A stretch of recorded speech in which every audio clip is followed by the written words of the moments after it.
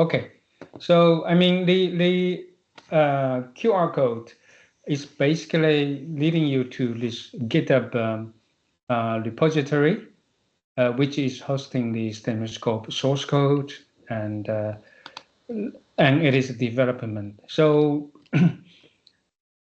basically, yeah, we're also using PyStemscope because this one is used to organize the data, input data for running STEMscope. And the processes are basically, I mean, for the STEMscope itself, is basically described during my presentation.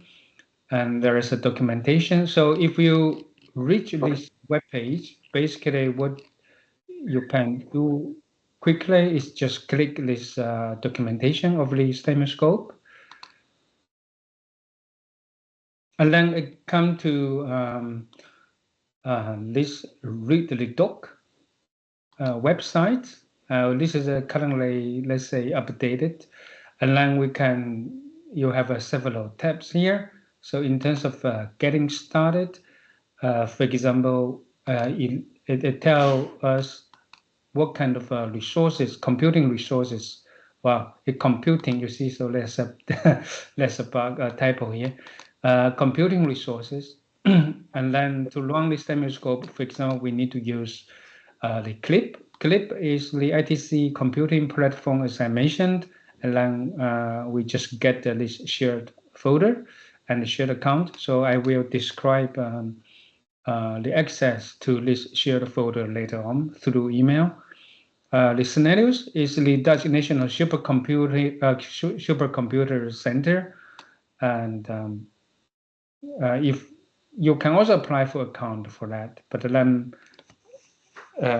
if you are familiar with all the Linux, all kind of things, this will be very nice. Let's say computer center to apply for account, because the facility there is very advanced. Or we can also run the model on our local device. Yeah, if we have a correct set of software and the data. And what it means, if you have MATLAB, then you can also run the run the STEMscope directly in the MATLAB. And if you don't have MATLAB, then we need something like a MATLAB runtime. Then we can run the STEMscope using it as executable file. Or otherwise, you can also run it in Octave, which is kind of open source code or open source version of MATLAB. Yeah, and then we can also run on Docker.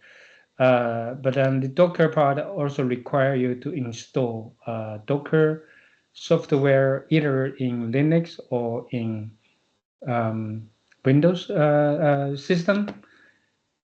The model source code, it is the one I show you on GitHub. And if you download this latest one, most of the time, yeah, you can just update by using this Git clone. Then you will have the most updated STEMscope model.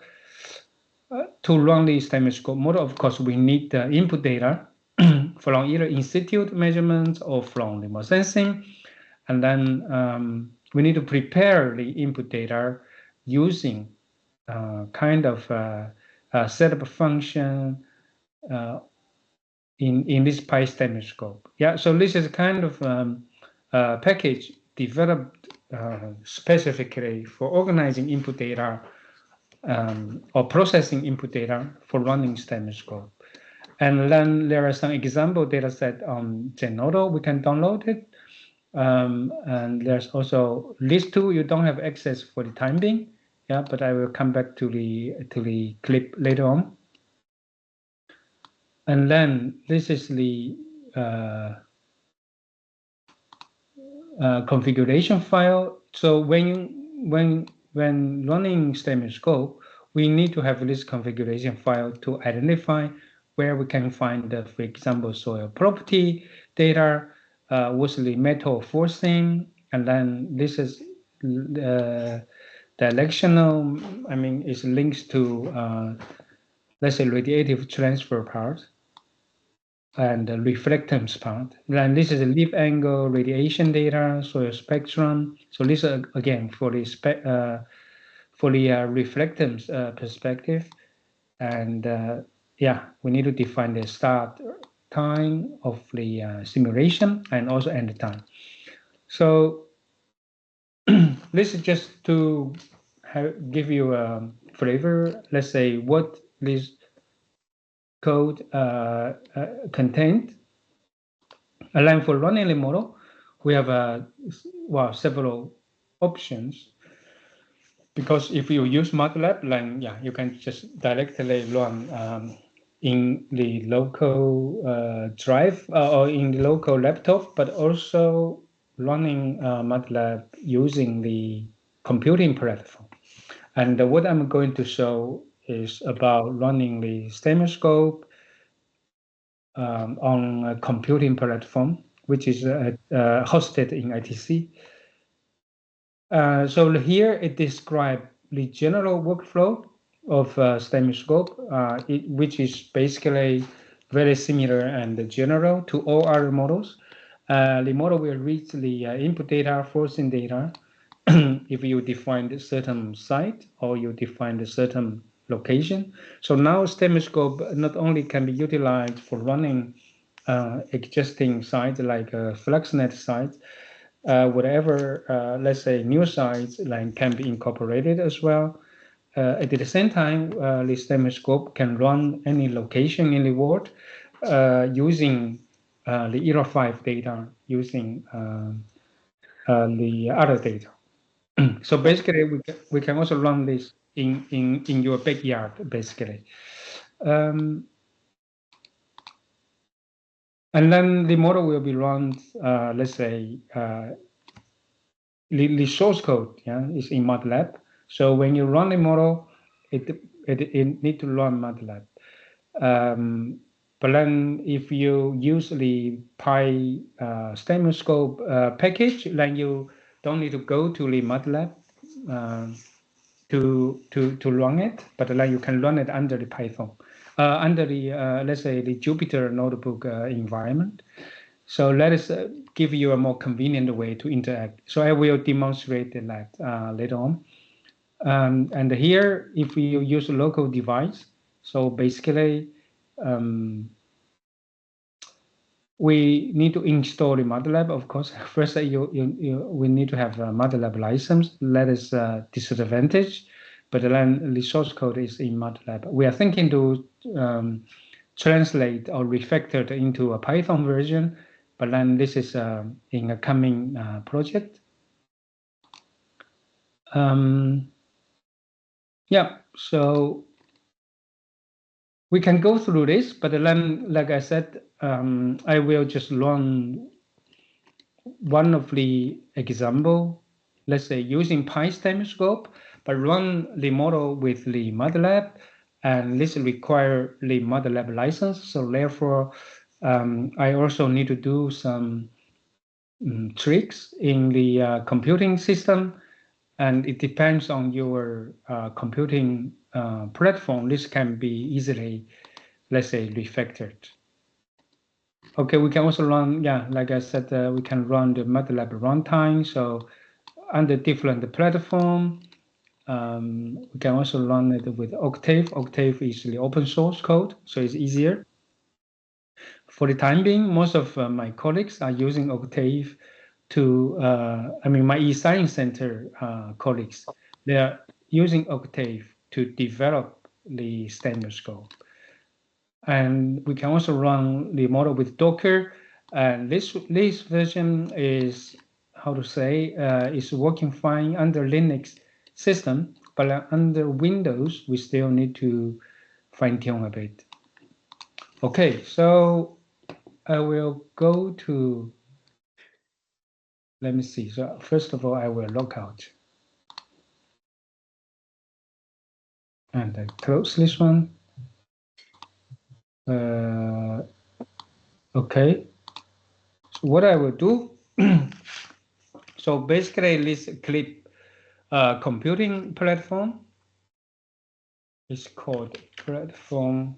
So I already have there. Platform clip utenter.nl. So this is kind of a computing platform in ITC. And then we need to log in. So I have my email address and the password. And then later on, I will share the shared account with you. And also each shared account has a password, so you can log in. And after login, it will ask to select the computing unit. Wait a minute.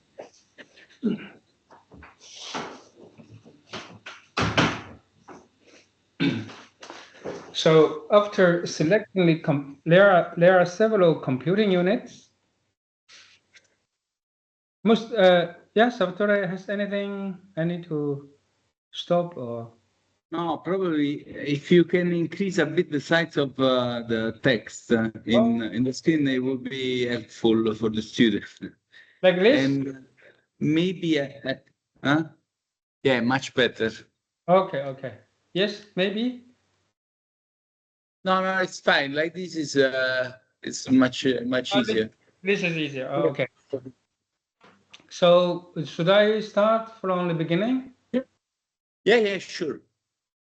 No, but this one, should I go through it one more time, or you have the idea?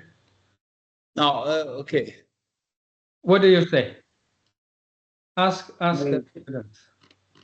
Be repeated or not? No. Let's continue. Don't worry. It's okay, huh? Okay. So as I mentioned, maybe I will start this part. Yeah. So after login, so now I'm logging with my account, but later on you will get the shared account, and after login, you are going to select a computing unit. Yeah, and there are several computing units. Maybe you don't see all of them. But then when you see this 72 or 32 or either 8, that's all fine. So, but most of the time, I just select the 72 one. And then you can click Start.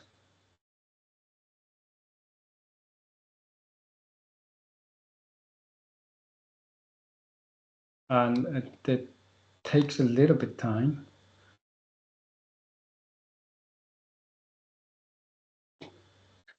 Okay.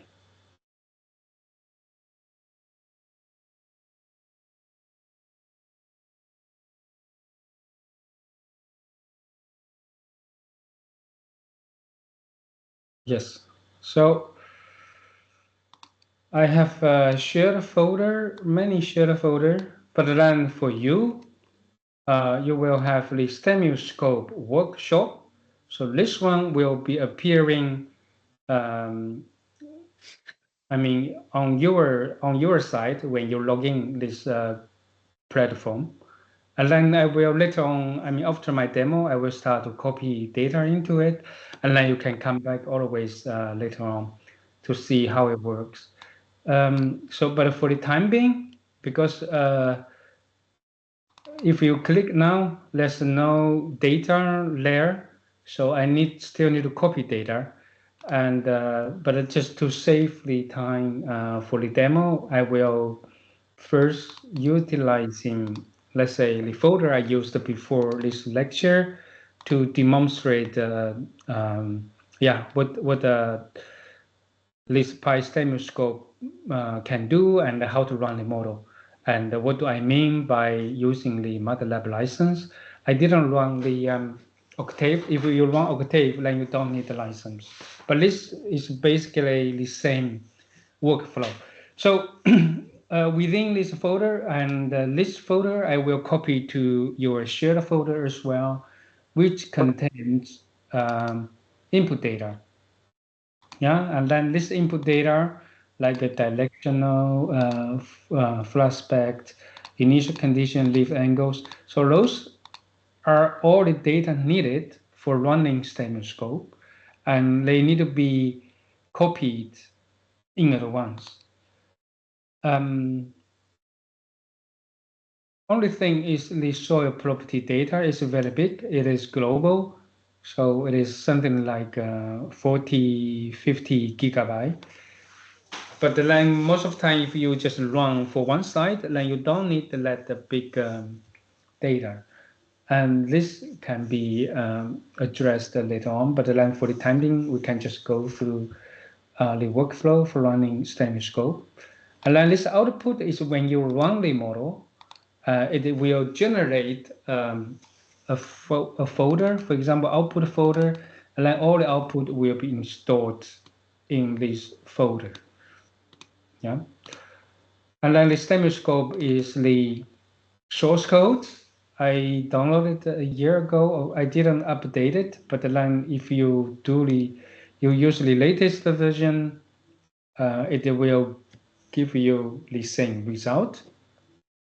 Although, I mean, the workflow are also the same, and the versioning, the concept of a versioning is actually trying to maintain the model outputs. Yeah. So whatever version you are using, if you give the same site, same setting, same configuration, then you should have the same model outputs. So in the sense, it's okay to use just this StemScope version. But if you want to use the latest version, it is the I mean, it also will give you the similar result. So for demonstrating this workflow, it does not make a difference. But then if you want to consider different functioning, for example, like a basic model interface, which enable, if you record, I mentioned one this standardized digital twin interface, then this basic model interface is facilitating that. And then we can also couple the StemScope with a model flow, say groundwater model, but then also with other model, which is exposed to basic model interface. So, but that is not needed for today's demo. Okay, so the input will be copied to your folder. The StemScope source code will be copied to your folder. And within the StemScope, there is a configuration file, yeah, config file clip. And the clip representing the computing platform. And then we can open this one. Okay, so this one, I mean, as I record, I'm using a shared folder which I created last year, and under this one I have the BIP. But when you enter the clip platform, then you need to tell the configuration file where can find your input data, and for that you need to change the path name. Yeah. So for example, instead of a digital twin Earth water energy food BIP, then you may need to change it to StemScope workshop. But the list will come. Yeah. Again, this will come later. We can also go slowly together. But basically, this is tell the model, tell the StemScope where is my work directory. And in this case, my work directory is BIP, yeah? So it's just under this folder. And then for the soil property part, it is under the input, there is a soil property folder here. And then for the Plumber 2 data, this is the Plumber 2 data. And also directional, this is for the reflectance and radiative transfer processes. And this is flux spec parameters, leaf angle. You can see each of these lines are indicating the path name for each of these folder. Yeah. So this configuration file is basically just explaining, tell the model where you can find those input data. So I think this is this should be clear.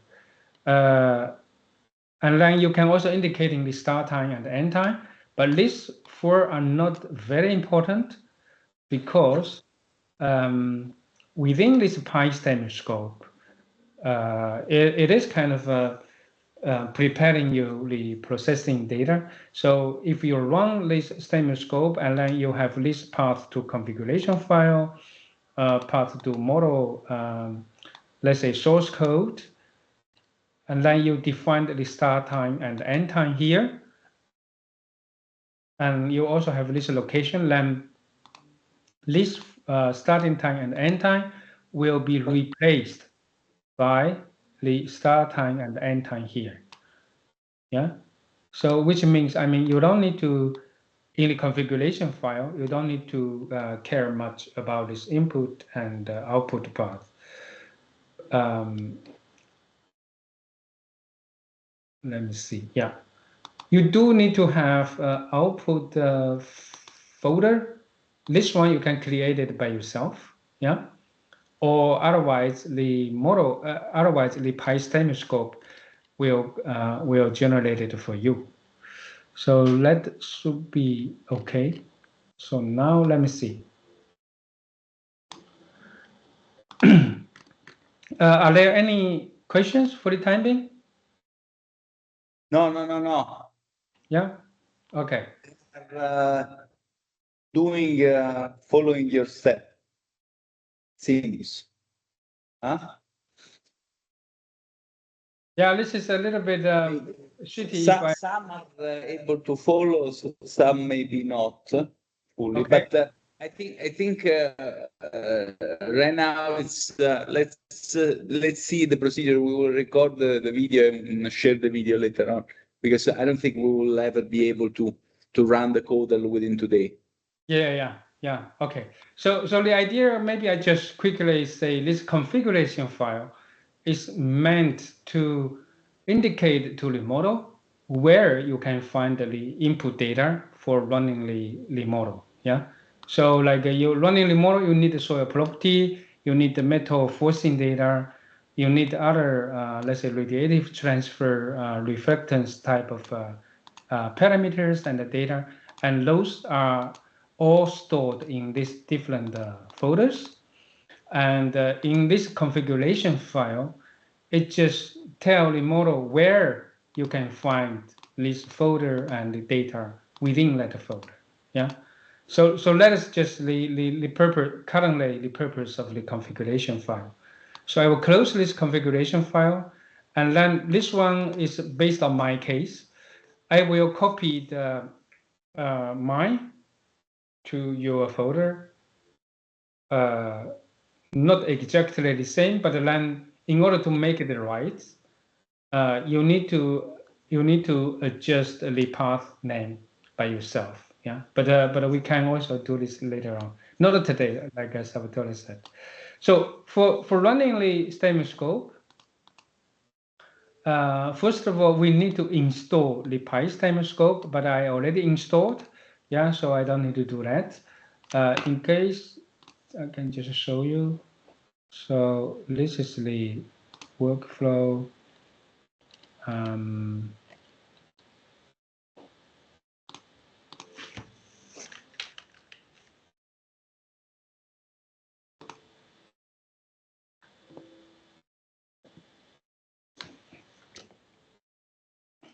So within this EcoExtreme framework, we have STEMscope, which is source code, and this is the STEMscope processing, and this is basically the PyStemscope source code, and then this can be installed using,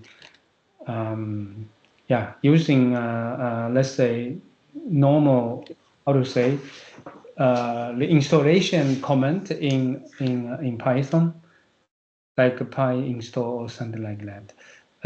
Let me see.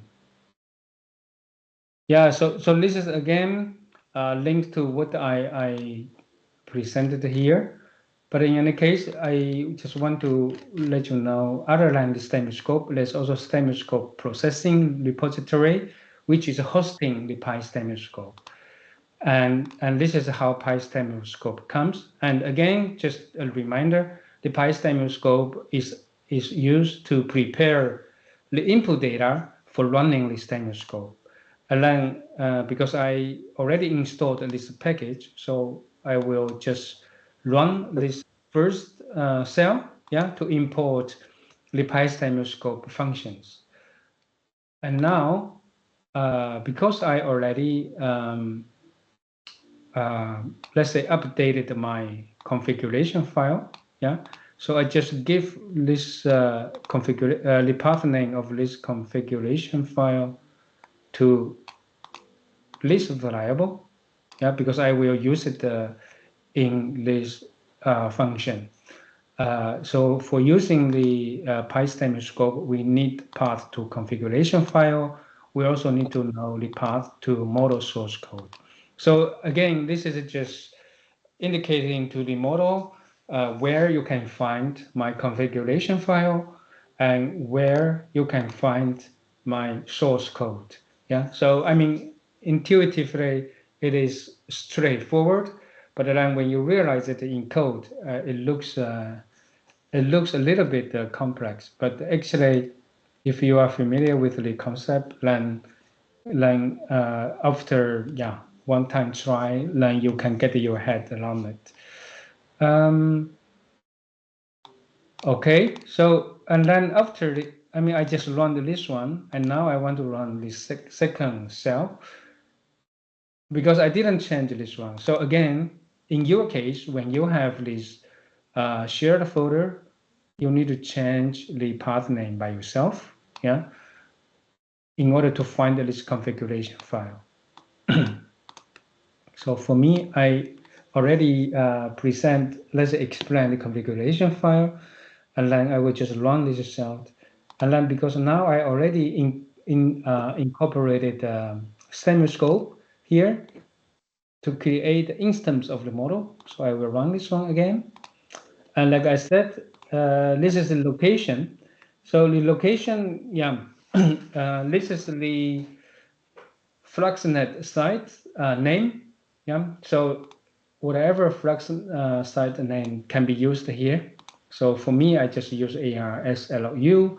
But then if you look at the parameter2 data, you can see there's ARSLU, there's 80 new.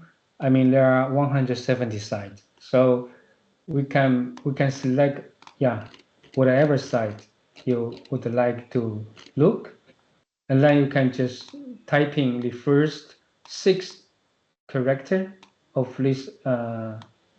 There's also many Italian sites here. So you can just provide at least 6 character, the first 6 character of this folder, and then the model know where to pick up those input data. And then for me, we can, okay, this is, I try to run it for 1 day. For example, starting from, because this site, it started from 1st of May 2010, yeah, and other side, they can start it from different time.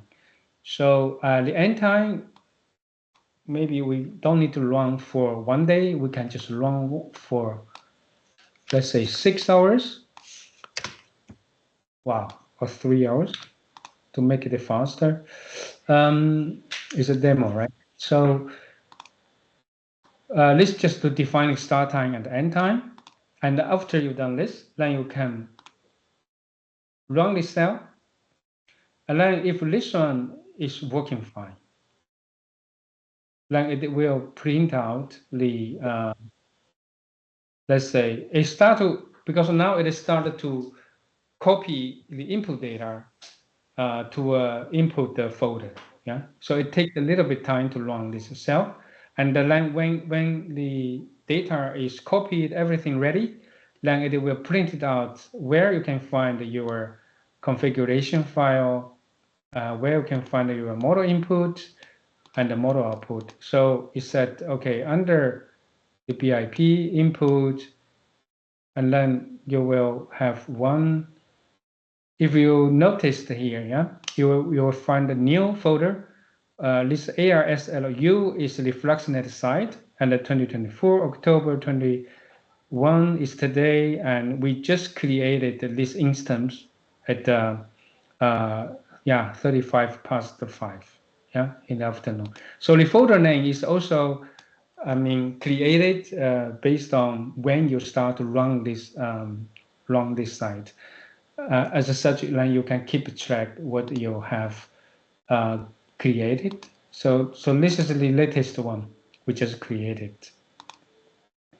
And now we say because we need to provide MATLAB license information, and then to do that within this computing platform, we have a so-called remote desktop, and then in the remote desktop, I need to open the terminal, and then I need to perform this command in order to make the communication between this, let's say, notebook with the MATLAB software itself. And then to do that, the so-called remote desktop can be found here.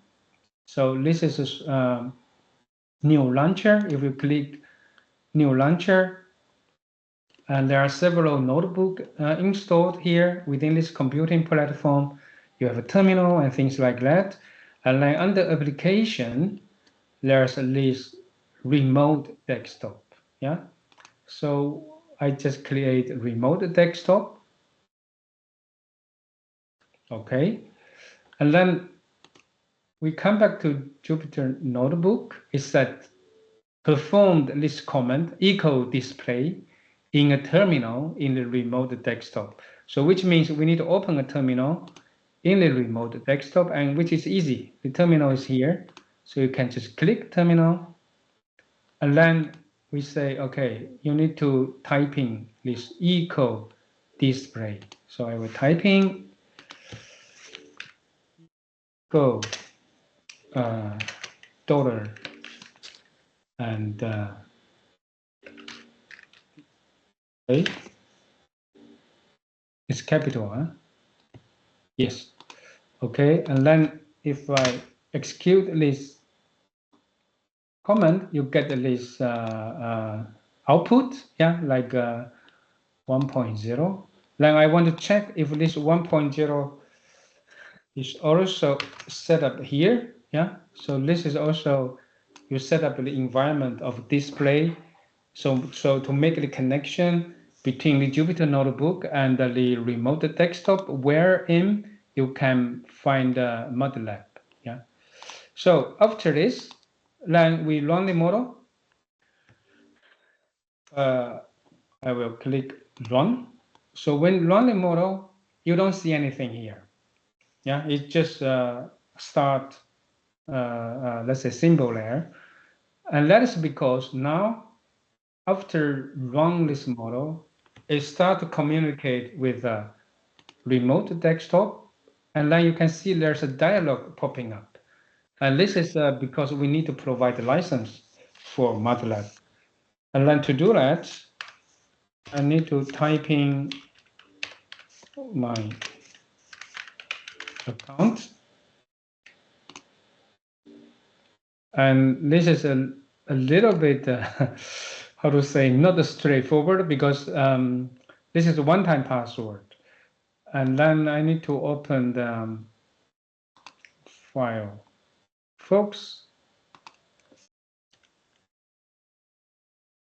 and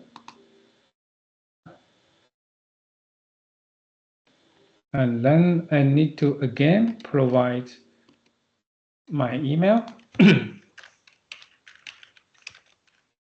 So I'm not sure if you have, I mean, yeah, if you have licensed such kind of account. If not, then we may need to run Octave.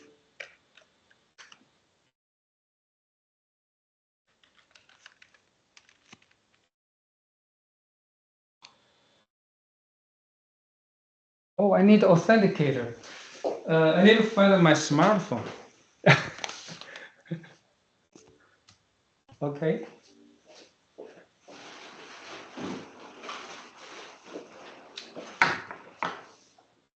Wait a minute.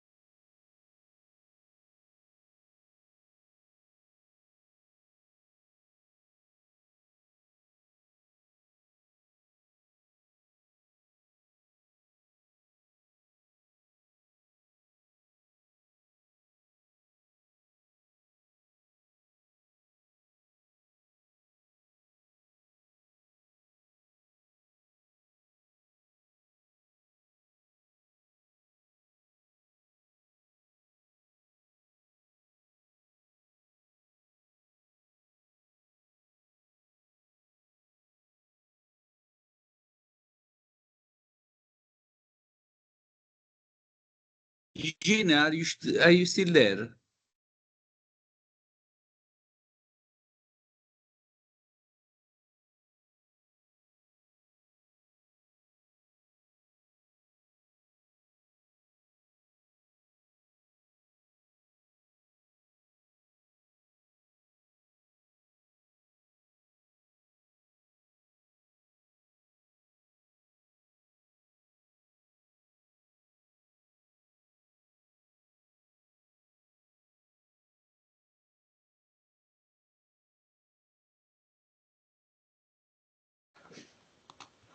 I'm sorry. Need to find my smartphone. Okay.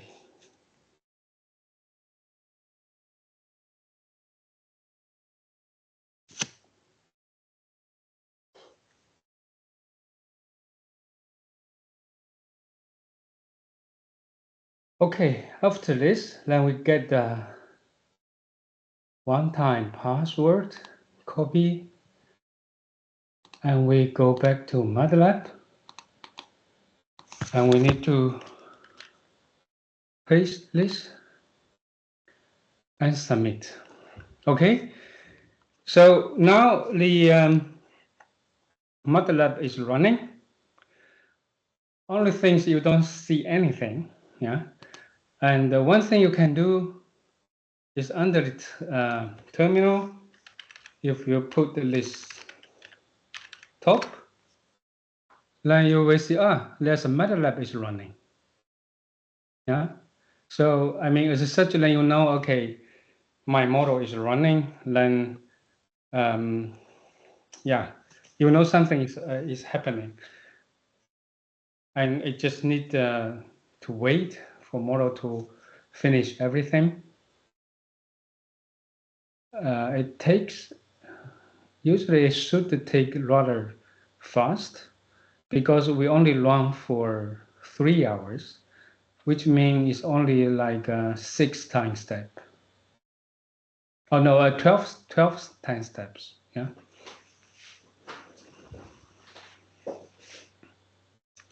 And when the model finished running, then here you will see some information, yeah, in terms of which MATLAB you are using and where you can find output data. But for the time being, it's still running.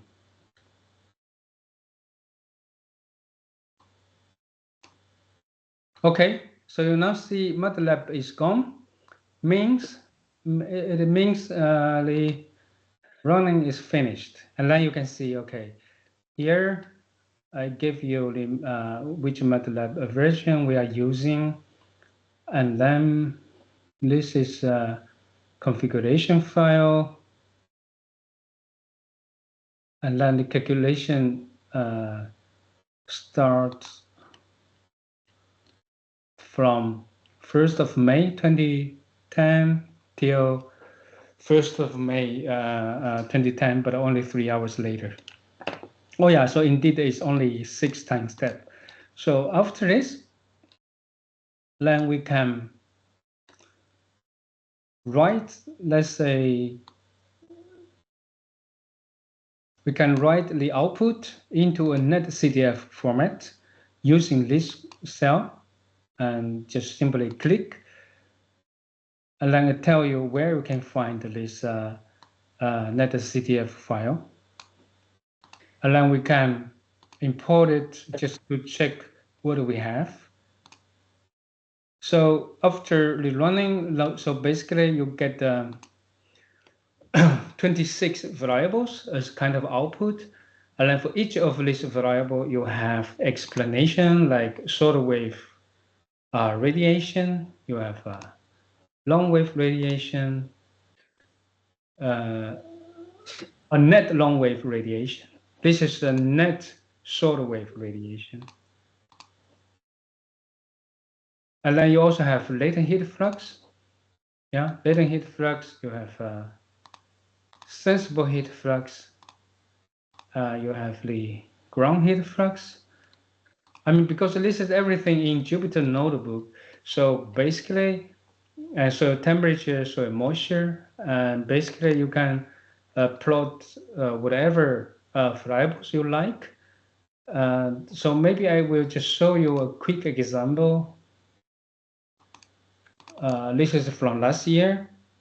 And then we have students, they also running this, for example, run this for Harvard site, yeah, and then they also plot, for example, the time series of temperature, precipitation, surface pressure in an interactive way, and then you also have net radiation over time, the latent heat flux over time, the sensible heat flux and ground heat flux over time. But at the same time, you can also, well, this is the other way, let's say top kind of upside down, but the zero representing the soil surface, and then you can have the soil temperature profile. You also have the soil moisture profile, but then you don't see much, let's say, difference. Yeah, so this is the soil moisture profile, but that is mainly because within one day you don't see much difference if you plot the whole profile. Yeah. Okay, so this just give you an example. Let's say how the students utilizing the Jupyter Notebook to apply the STEMscope in their own study. Yeah. So I think, Salvatore, this is just a very quick demo. So PT, I cannot be there. Otherwise, we can do it together. But I think at least give you some idea how it looks like. And then I think I will stop the demo here, unless you have questions. Yeah. No, it's fine. Let's stop it here. Thank you. No, no. I stopped